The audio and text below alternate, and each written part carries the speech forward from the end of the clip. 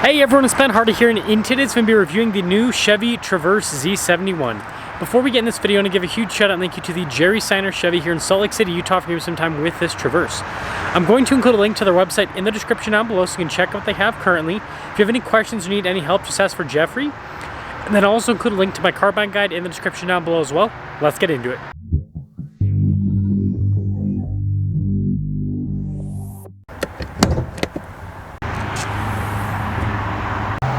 Under the hood, we have a turbocharged 2.5 liter 4-cylinder that goes through an 8-speed automatic transmission. Fuel economy is 19 around town and then 24 on the highway, with power outputs being 328 horsepower and then 326 pound-feet of torque. Before we move forward with this review, I do want to mention, if you want to see more videos just like this, then I recommend you subscribe because I post content every single day. So starting with the hood, you guys can see here with this metallic silver, I think it looks really sharp. We've got a split light design. It seems like that's something that Chevys and GM in general are kind of going for. That's pretty cool with the indicator, how that looks. And then you can see the actual headlight setup down below. And then this is cool how the grille's all blacked out. It's kind of like a Z71 thing to do. And then we do have recovery points here. At the bottom, we also have some skid plate protection underneath as well with this Z71 package. So putting it all together, I think it's pretty cool looking, but let me know what you think. Now around the side here, our tire wheel setup is 265 by 65 by 18 in the front and over in the rear. You can see with the wheels, you got the silver with the metallic black. That's pretty sharp looking. And yeah, it's got real all-terrain tires. It's a real off-roader, folks. Pretty cool with the fender flares. And you can see the Traverse badge. Got the blacked out mirror cap here. And then you can see with the door handles how those are body painted. And then taking a few steps back, there's the full side profile. This leads us to the key fob. There you go. Lock, unlock, remote start. Got the opening for the hatch, Chevy bow tie, all the normal stuff. Now popping at the rear, the cargo space is pretty impressive. This is more similar to like a Tahoe when it comes to space rather than a lot of, you know, the SUVs, crossovers in this segment.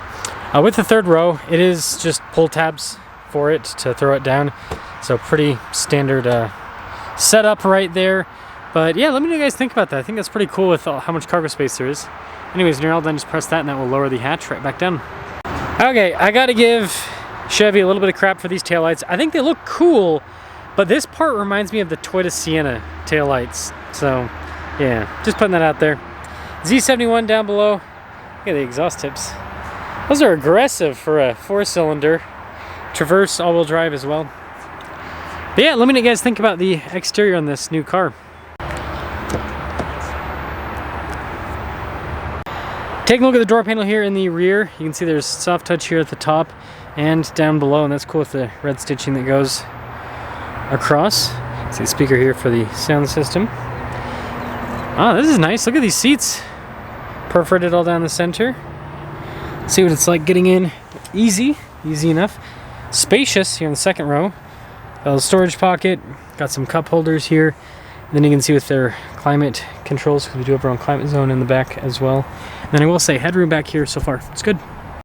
So in the third row, this is where I would say that this falls a little bit short when you do the Tahoe comparisons. This foot space here is not massive, and frankly, it's not really any different than a lot of other SUVs in this segment. But what's cool are these seats again.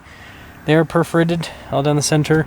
The headroom back here is solid, and then you can see you've got some cup holders and all of that in the back as well, and even a USB. Now take a look at the front door panel. You can see again with the soft touch trim and down below, and this is cool with that red. All of our window controls, we got our mirror adjustments as well. Bias mounting with the mirrors. And again, another speaker here for the sound system. Z71 there on the headrest, perforated all down the center portion. See all the stitching and all of that too. All of our adjustments on the side. And then you can see stuff for like our drive mode select, your parking brake as well, all-wheel drive, your auto stop start. That's nice with that trim. And then it looks like the dash is soft touch across.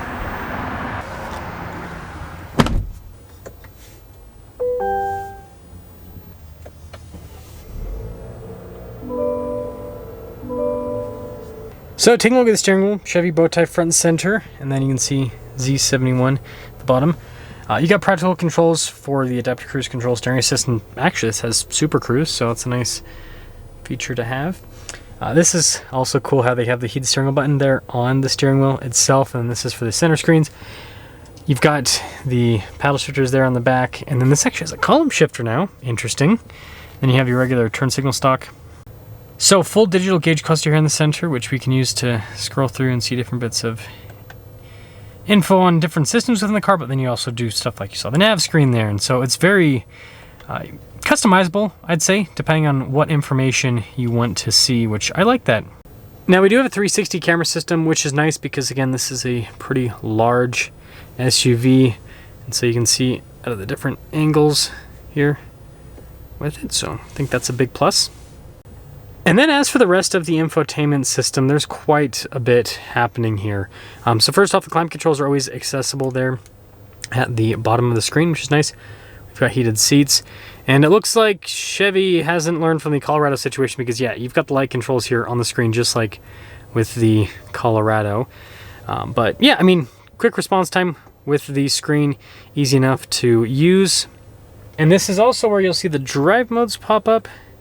It's got like a cool little depiction with the different modes. I don't know, I think that's pretty fun. Now, I'm glad that Chevy at least still included some physical controls for the climate just down below. Got more of that cool red trim that goes across. You can see the stitching on the dash. And then glove box is pretty good space. Wireless phone charging pad with some USB action. Got some cup holders here. Then more storage. I like this trim. And look at the center console. Nice trim on top. Good storage inside as well. And then we do have a camera rear view mirror with this. And then we've got some controls up top. One of them is for this big sunroof. So here's our window sticker for this Traverse Z71. You can see 2024. A lot of stuff is standard equipment, but there are some options. So advanced driver package, that's what comes with the Super Cruise. That's $37.55. Got the sunroof, got the accents that are $1,000. Wow. Anyways, $54,050 is the total MSRP on this particular Traverse Z71. Let's sum things up.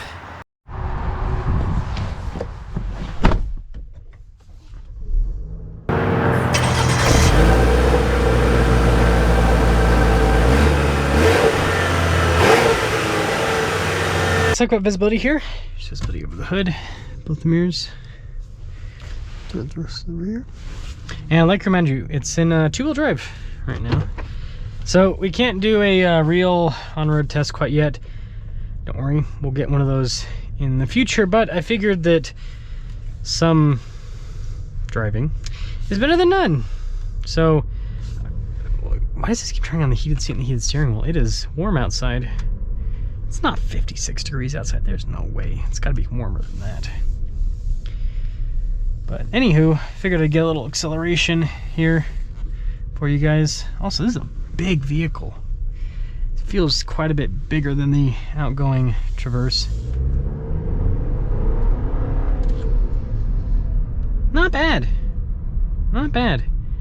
Doesn't feel like you're down at all compared to the previous powertrain. That V6 is such a good engine, that 3.6, in terms of how it delivers power and everything. But yeah, this new 4-cylinder, it's not bad. It'll be interesting to see how well this holds up over time. But overall, new Traverse, first impressions. I know you guys have probably seen some first impressions from other places, but I think it looks cool. And by the way, this is where it was parked, so just putting that out there before people give me crap for parking over here. I think it looks cool. I think that it's got some nice features. It's a, I mean, solid size. Actually, it was over there. Don't mind me, folks. Don't mind me. Don't know what I'm doing today, apparently. But anywho, yeah, it seems like it's got some pretty solid features. Like I said, I do have some gripes with it. I don't like light controls in the infotainment system because if the screen stops working, then you can't, you know, do anything with your lights. And it's just the other thing about these screens. It's like, hopefully these screens end up being reliable in these modern cars, because if they don't and they break, then it's like, well, can't use your car until you get your screen fixed. That's such a weird thing. I wonder if, like, in 20 years from now, if cars are going to get totaled out because they need a new infotainment system or a new gauge cluster. I wonder if that's going to happen. because of these digital ones. But yeah, I mean, it's a nice car overall. It feels well built, like tight with the fit and finish, and can't really tell you too much of how it drives, but I can tell you it does feel big. It does feel bigger than the outgoing Traverse. So let me know what you guys think about this new Z71 package. It's kind of like the ultimate mall crawler because it's got like the off-road looks and everything, but in reality, nobody's gonna take this off-road.